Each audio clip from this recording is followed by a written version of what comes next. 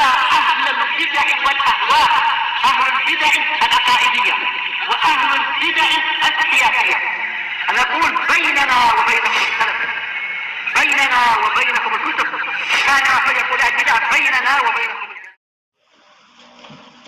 Bismillahirrahmanirrahim. Alhamdulillah wassalatu wassalamu ala Rasulillah wa ala alihi wa sahbihi wa man wala ma ba'd. Perhatikan baik-baik, simak kitabnya yang punya kitab. Sekarang kita memasuki kitab yang berikutnya. Qala al-mu'allifu athabahullah. Kitab apa yang kita baca ini? Mukhtasar al-fusul fi siratul rasul. Adapun al-fusulnya, al-fusul fi siratul rasul karya siapa? Al-fusul yang kita baca ini kan mukhtasarnya, ringkasannya. Kalau al-fusulnya karya siapa? Allah.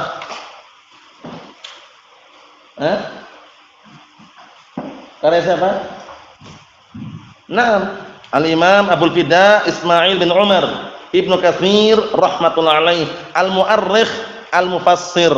Beliau digelari al-mu'arrikh karena ahli sejarah. Bukti yang menampakkan bahwasanya beliau ada ahli sejarah karya beliau Al-Bidayah wa Nihayah. Kemudian beliau al-mufassir. Nah, buktinya adalah apa? Tafsir Al-Qur'an Al-Azim yang sampai saat ini dibacakan di majelis-majelis ta'lim Ahlus Sunnah wal Jamaah. Tafsir Al-Qur'an Al-Azim. Tafsir Al-Qur'an Al-Azim. Kemudian beliau sekedar mengingat kembali, beliau berguru dengan seorang mu'arrikh juga. Guru beliau seorang mu'arrikh terkenal, kitabnya masyhur, tebal, berjilid-jilid. Nah, siapa guru beliau tersebut? Tahu, Bang? Naam, Al-Imam Al-Imam Adz-Dzahabi rahmatullah alaih. Beliau juga mu'arrikh. Buktinya apa? Kitab Siyar A'lamun Nubala. Kitab Siyar A'lamun Nubala itu bagus sekali, tebal, berjilid-jilid, isinya itu tentang orang-orang cerdas, orang-orang cendekiawan, orang para ulama. Masya Allah. Nam siyar, sirah, sejarah para ulama bagaimana? Antum lihat di sana.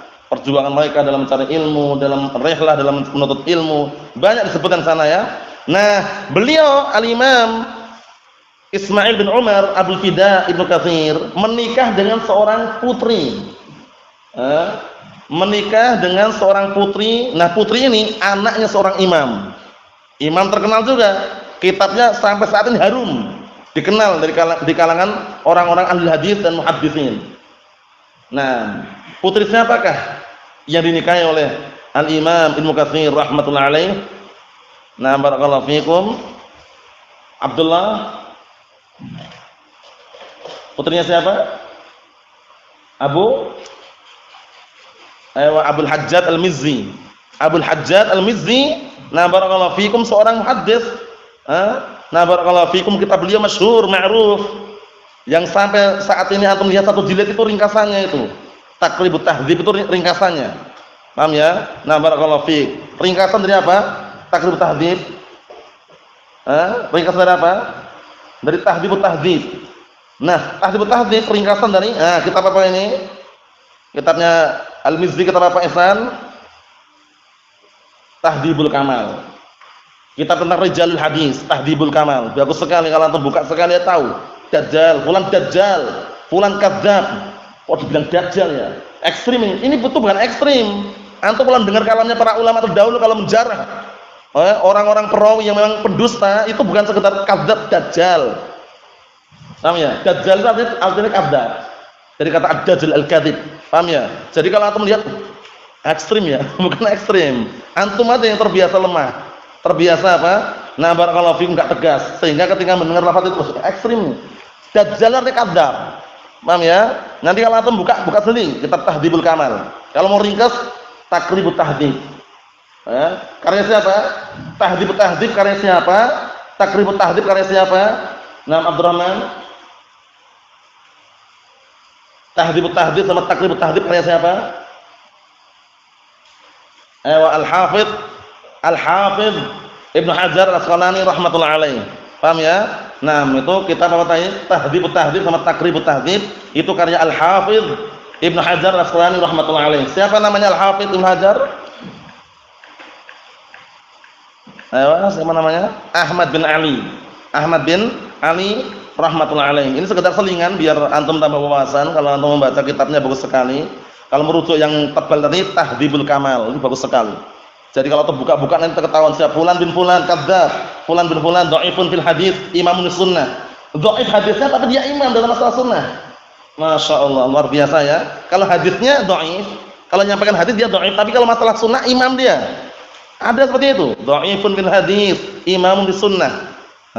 Fulan bin fulan saduq, fulan bin fulan thiqatun sabtun. Ada semua di situ. Tahdzibul Kamal. Nah, kalau mau ringkasnya Taqribut Tahdzib tadi. Atau Taqribut Tahdzib ya, nah. Kita barakallahu fikum baca dulu.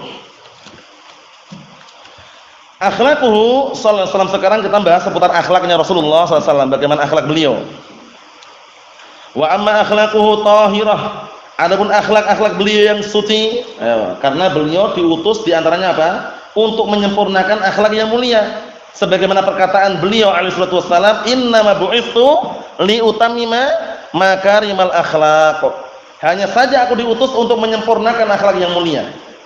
Akhlak yang mulia. Masya Allah, kita lihat sini.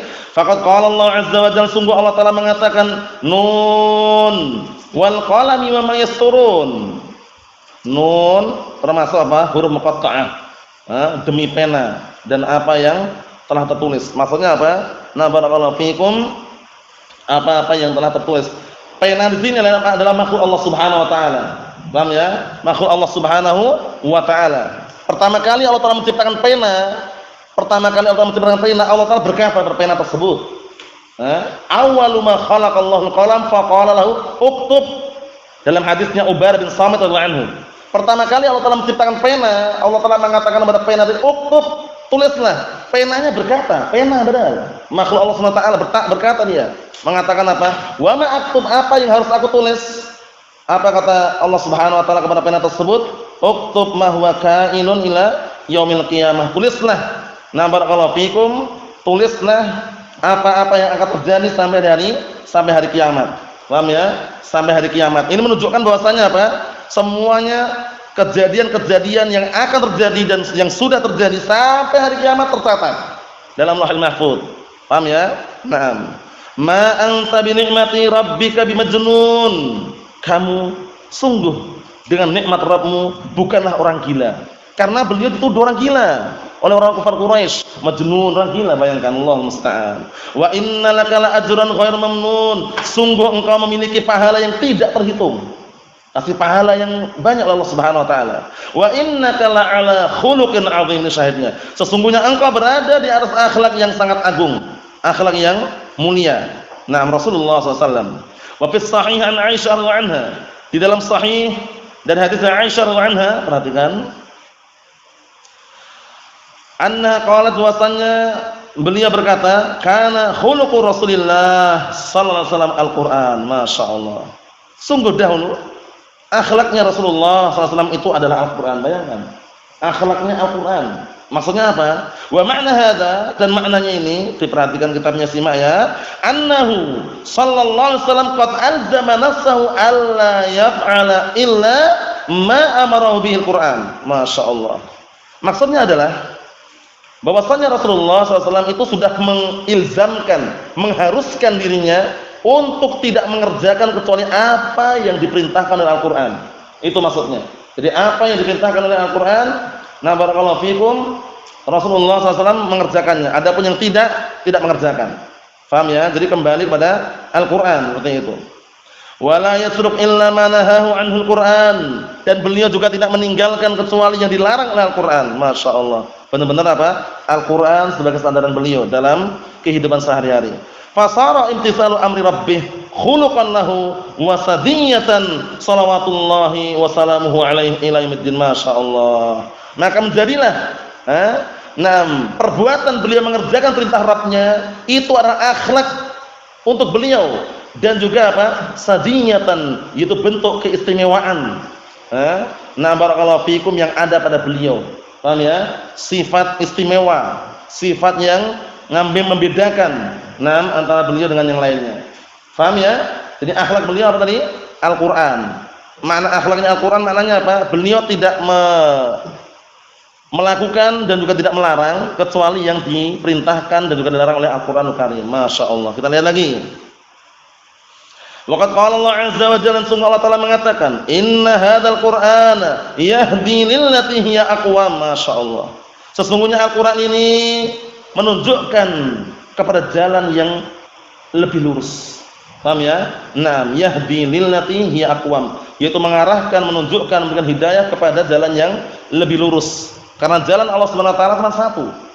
Jalan lurus, shiratal mustaqim, yaitu nam barakallahu fikum al-haq, sebagaimana perkataan Allah Subhanahu wa taala, wa anna hadza sirati mustaqiman fattabi'uh wa la tattabi'us subul fatafarraqa bikum an sabilih.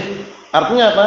Dan sesungguhnya ini adalah jalanku yang lurus, ikutilah jalan yang lurus tersebut. Jangan mengikuti jalan-jalan yang bercabang. Karena apa? Disebutkan dalam hadis, jalan-jalan yang bercabang tadi itu, yang bercabang dari jalan yang lurus tadi itu, masing-masing jalan itu ada setan yang menyeru kepadanya. Makanya kita dilarang mengikuti jalan-jalan apa? Yang bercabang, ikuti jalan yang lurus. Apa itu jalan yang lurus? Yaitu jalan al-haq, Al-Qur'an. Paham ya? Dan juga as-sunnah. Na'am barakallahu fikum, seperti itu. Fakanat akhlaquhu sallallahu alaihi wasallam asyrafal akhlaqi wa akramaha wa abarraha wa a'zamaha. Maka menjadilah akhlak beliau, na'am barakallahu fikum, akhlak beliau adalah akhlak yang paling mulia dan paling terpuji dan paling baik dan paling agung akhlak beliau. Karena apa? Al-Qur'an akhlaknya, Masya Allah. Na'am barakallahu fikum, seperti itu. Terkhususkan kita sebagai ahli sunnah, karena sebagian mereka ada yang keliru dalam ungkapan, dia bermanhaj ahli sunnah bagus, berakidah ahli sunnah memang sudah kewajiban bagi orang yang paham dan tahu, tapi dia mengatakan akhlak itu enggak perlu, yang penting manhajnya katanya. Wah, bayangkan itu. Karena semangatnya, manhajnya lurus, manhajnya sunni salafin, akidahnya salafiyah, yang penting kan manhajnya. Akhlaknya buruk enggak masalah, itu keliru ungkapannya. Paham ya? Keliru atau enggak? Keliru. Justru semakin lurus manhajnya, semakin bagus akidahnya, harus melahirkan akhlak yang mulia. Terkhususkan ketika antum bermasyarakat, hidup di masyarakat, barakallahu fiik, itu beda dengan ketika hidup di lingkungan ma'had, pondok. Pondok setiap hari kan santri, paham mereka. Kalau di masyarakat, antum lewat gak nyapa, merengut wajahnya, kemudian gak sopan aja, masyarakat langsung menilai ahlus sunnah ini kok kayak gini ya, kaku katanya. Padahal bukan semua ahlus sunnah, kesalahan per individu, tapi orang awam menilai semuanya. Makanya kita harus punya akhlak yang mulia. Paham ya? Kalaupun antum di lingkungan orang awam, di masyarakat, nyapa pun tidak masalah. Kalau paham dengan salam, assalamualaikum. Kalau nggak paham dengan salam, ya antum sapa. Tampakkan wajah antum berseri-seri, biar mereka paham. Paham ya? Bukan berarti kita lembek di hadapan mereka, bukan. Sapaan seperti itu, terkhusus yang salam, itu akan menjalin apa? Mereka itu akan senang dan juga apa? Merasa ahli sunnah orangnya baik. Bukan pujian yang kita harapkan, bukan, tapi untuk apa? Mencerminkan bahwa ahli sunnah itu mengajarkan akidah, manhaj dan juga akhlak. Paham ya? Bukan malah lewat di kampung pakai motor knalpotnya di Lombong. Allahu musta'an. Dikondisikan, paham ya? Kemudian lewat bler-bler, jubah, jenggot, sorban, kemana kan mukanya coba? Paham ya? Allahu musta'an. Dikondisikan ya, jangan sampai ada yang seperti itu. Nah, ya santai, tenang, nyapa, barakallahu fikum, sehingga apa? Barakallahu fikum, tidak ada terkesan jelek situ. Jadi jangan sampai antum cuman yang penting kan manhajnya, yang penting akidahnya, akhlak enggak perlu, itu salah juga. Paham ya? Bahkan sebagian para ulama mengatakan justru dahulu para ulama terdahulu itu mempelajari awal mula itu akhlak yang dipelajari. Paham ya? Bukan berarti akhlak nomor satu, bukan. Nomor satu itu tauhid. Paham ya? Cuman tauhid itu melahirkan akhlak yang mulia. Manhaj yang lurus melahirkan akhlak yang mulia. Akidah yang sahihah melahirkan akhlak yang mulia. Paham ya? Nah, barakallahu fikum, seperti itu. Bagaimana adab dengan orang tua, dengan bapaknya, ibunya, paham ya, dengan tetangganya, seperti itu, barakallahu fikum. Nah, jadi perlu diperhatikan ya. Kita lihat sini biar tambah jelas. Fakana asja'an nas wa asja'a ma yakun 'inda shiddatil huruf. Masyaallah. Beliau termasuk sifat beliau berikutnya, beliau adalah manusia yang paling pemberani. Masya Allah, beliau adalah manusia paling pemberani. Dan keadaan beliau paling pemberani nampak sekali ketika apa? Ketika berkecamuknya peperangan. Jadi ketika dahsyatnya perangan beliau nampak berani sekali. Paham ya? Terkhususkan perang apa yang terjadi sampai beliau terjatuh, kemudian beliau sampai terlukai, kemudian setan teriak-teriak, "Inna Muhammadan qad qutil." Sesungguhnya Nabi Muhammad terbunuh katanya. Perang apa itu? Perang apa? Uhud. Bayangkan, beliau maju ke depan itu. Sudah ingatnya para sahabat, jangan kalian tinggalkan Jabal Uhud. Jangan kalian tinggalkan Gunung Uhud. Bukit Uhud tidak ditinggalkan. Para sahabat awal mulanya sami'na wa ta'na. Benar mereka. Pasukan pemanah juga di situ, kemudian standby semuanya, siap semuanya. Di awal permulaan perangnya menang. Akhirnya melihat di bagian bawah kok banyak orang kufar, orang musyrikin pada lari ya. Ninggalkan apa? Ghanimah. Namanya langsung orang-orang yang di bukit tadi itu, yang berada di Jabal Uhud tadi tertarik melihat. Ada di antara mereka yang mengatakan, "Ya kaum, ghanimah, ghanimah." Bayangkan itu. Wahai kaum, itu ada ghanimah itu. Ada ghanimah. Turunlah mereka. Ternyata orang-orang kufar Quraisy dan juga sekutu-sekutunya itu mengatur siasat putar balik mereka. Setelah putar balik menguasai Jabal Uhud. Kaum muslimin yang turun tadi serang dari atas dengan apa-apa sudah. Rasulullah luka. Rasulullah luka sampai beliau terjatuh barakallahu fi, kemudian setan pun sampai teriak, bayangkan itu. Inna Muhammadan qad qutil. Sungguh Muhammad telah terbunuh. Akhirnya mulai kacaulah kekuatan kaum muslimin di situ. Bayangkan itu. Nah, syahidnya apa syahidnya barakallahu fi? Syahidnya pemberani. Rasulullah SAW. Naam, Allah musta'an. Dan lihat sini, wa kana akraman nas. Wa kana akrama ma yakun fi Ramadan. Masyaallah. Beliau adalah manusia yang paling mulia. Dan keadaan beliau lebih mulia lagi. Kapan itu? Tatkala bulan Ramadan. Beliau mencurahkan hartanya, infakkan, sedekahkan. Bulan Ramadan beliau, nah barakallahu fikum, nah selain bulan Ramadan aja beliau mulia, paling mulia. Nah ketika bulan Ramadan lebih lagi. Masya Allah. Berikutnya, wa kana a'lamal khalqi billah wa afsahal khalqi nutqa wa ansahal khalqi lil khalqi wa ahlaman nas. Masya Allah. Dalam keadaan beliau pemberani, dalam keadaan beliau adalah orang yang pemberani, beliau juga termasuk manusia dari kalangan makhluk yang paling tahu tentang Allah Ta'ala dan paling fasih ucapannya, dan paling bisa menasihati makhluk terhadap makhluk yang lainnya, dan manusia yang paling lembut kepada manusia. Bayangkan ada pengemis datang minta-minta sama beliau, tidak pernah tolak sama beliau, padahal tahu bahwasanya tasawuf haram, minta-minta haram. Paham ya? Nah beliau kasih itu ya. Nah barakallahu fikum, bukan berarti boleh minta-minta, bukan. Maksudnya itu syahidnya situ beliau itu sangat dermawan itu loh. Orang minta datang kasih, minta datang kasih. Sampai beliau mengatakan tidak ada lagi di sisiku sesuatu yang lain. Bayangkan, menunjukkan bahwasanya masya Allah. Nah barakallahu fik, itu manusia yang paling lembut. Dalam kondisi beliau pemberani ternyata lembut. Wa kana sallallahu alaihi wasallam asyaddan nas tawadu'an fi waqarin. Shalawatullah salamu alaihi ila yaumil masyaallah. Dan bahwasanya beliau adalah manusia yang paling besar, paling kuat tawadhu'nya. Dalam kerendahan hati beliau, rendah diri, tawadhu'. Nah, barakallahu fikum, seperti itu. Masya Allah. Sampai-sampai beliau tidak pandang bulu. Suatu ketika beliau mengatakan, karena biasanya kalau raja, pemimpin itu kalau dia nggak istiqomah, kalau yang berbuat kejahatan anaknya, keluarganya dilindungi biasanya. Lindungi. Dia raja, pemimpin, yang melanggar itu anak-anaknya, keluarganya. Biasanya kalau dia tidak istiqamah dilindungi mereka, enggak dihukum. Tapi bagaimana Rasulullah? Bayangkan, adilnya beliau. Beliau mengatakan, "Lau kanat Fatimah bintu Muhammad saraqat laqata'tu yadaha." Bayangkan Fatimah, kalau seandainya Fatimah putri Muhammad mencuri, ini saya akan potong tangannya. Enggak peduli itu putrinya atau bukan, yang jelas. Nah barakallahu fikum, kalau itu kesalahan. Bayangkan Rasulullah SAW menegakkan keadilan, putrinya sendiri kalau mencuri potong tangannya. Lah kalau pemimpin-pemimpin zaman sekarang yang mereka jauh dari ilmu, hadahumullah, paham ya? Yang mereka justru terkadang kalau keluarganya dilindungi, kalau orang lain ditegakkan hukum, kalau orang miskin yang mencuri di penjara, kalau orang-orang kaya dibebaskan. Bayangkan Rasulullah SAW pemimpin sedunia waktu itu. Masya Allah. Nah barakallahu fikum, dalam kondisi beliau apa?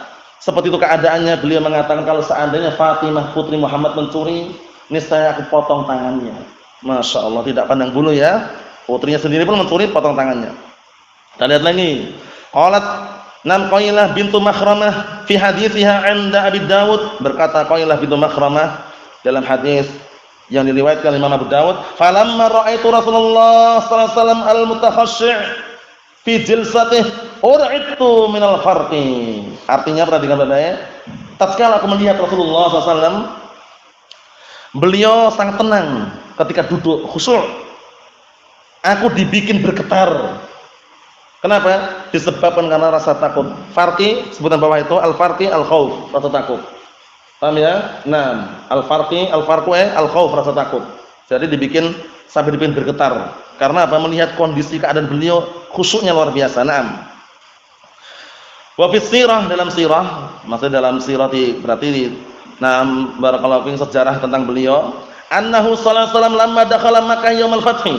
Bahwasanya Rasulullah SAW ketika masuk kota Makkah yaumul fathi. Tahun berapa ini? Waktu Makkah? Tahun berapa? Ingat enggak? Jangan keliru, jangan tertukar. Waktu Makkah 8, tahun 8 Hijriah.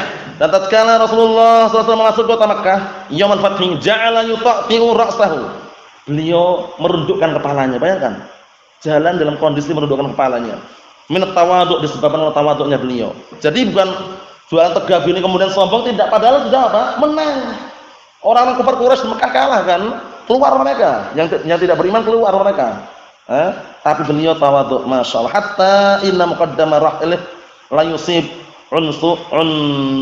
usnunahu wa huwa min sya'ril lihyah. Sampai-sampai apa barakallahu fiik? Nah, bagian depan pelananya, pelana kendaraannya itu hampir-hampir mengena atau menyentuh jenggot beliau. Karena runduknya gitu ya. Nah, barakallahu fiikum seperti itu. Nah, maksudnya beliau benar-benar tawadhu luar biasa, padahal menang itu ya. Wa kana shadda hayaan minal adhara fi hidliha. Bayangkan ini. Beliau juga mengenai rasa malu, sifat malu beliau, perhatian situ. Beliau adalah orang yang paling pemalu, lebih malu daripada gadis dalam pingitannya. Gadis, seorang wanita gadis, ya, barakallahu fik yang belum dilamar, yang mereka masih barakallahu fikum berada di rumahnya, itu kan malu, pemalu. Nah, ini beliau lebih malu lagi, masya Allah. Asyadda hayaan. Jadi beliau lebih malu daripada adhar itu gadis, daripada seorang gadis fi khidriha, dalam pingitannya, yang dalam kamarnya. Lebih malu beliau, masya Allah. Wa ma'a dzalik fa ashaddun nas ba'san bi amrillah. Bersamaan dengan itu maka beliau adalah manusia yang paling dahsyat ujiannya.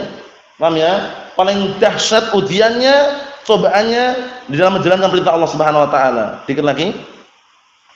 Wa hakadha madahallahu azza wa jalla ashabahu haitsu qala tabaraka wa taala, dan demikian pula Allah taala memuji, menyanjung para sahabatnya.